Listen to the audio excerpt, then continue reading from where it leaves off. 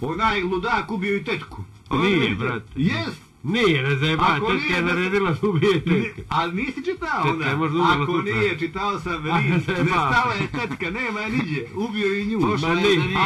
Evo, nađi, Zovnju, nađi, na internetu. Ubio je tetku.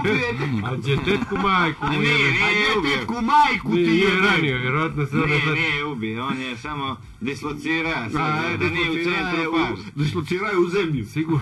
Sigurno mu je rekao, ovo ti je za ono prije 40 godina. Ja šta je rekao? Tetka šedi. Vidi, ubio sam tetka, strah me, što znam što misliš. Ne, strah me da ću i tebi. Što znam što mislim. Boji se da me ne otruješ. Boji se da me ne otruješ, ipak sam odlučio da te ubijem. Ma nemoj, tetina. Jebi ga, tetka. Jebi ga, oprosti. Ali on ubio ili naredio nekome da ubije? Ne, on sigurno. A, nema tu kod njega, no, pokratko postupku. Igra se, sigurno. Ja mislim da će sljedeće godine biti strica. Pa sigurno, ako preživi strica, ako ga kap ja, vjerujem da mu familija trese kaplu.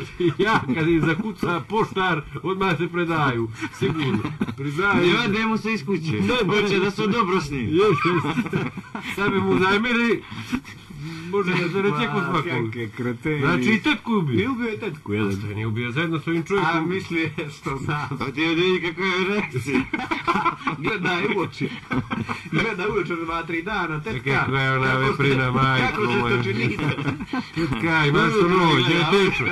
Ne, zvaj na telefon. Tetka, voli mi da teču. Alo, što radiš? Daj mi teče. A ubio si ga. Ispuštaju slušalicu. Znači, to još radio. Na sjednice gleda u oči. Si mi to oplakala, tetka. Majko. Si mi to oplakala, si dođe. Ne, ali vidite, pa je sla poruke ubili.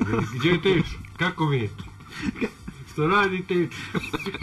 Onda je gleda reakcije, kako ubih onoga smrada, a? Znaš što ti daš za 7 jutro jaljaka na teču. Tetki se jaljaka na teču. Ovdje teče, onda ste traumirali.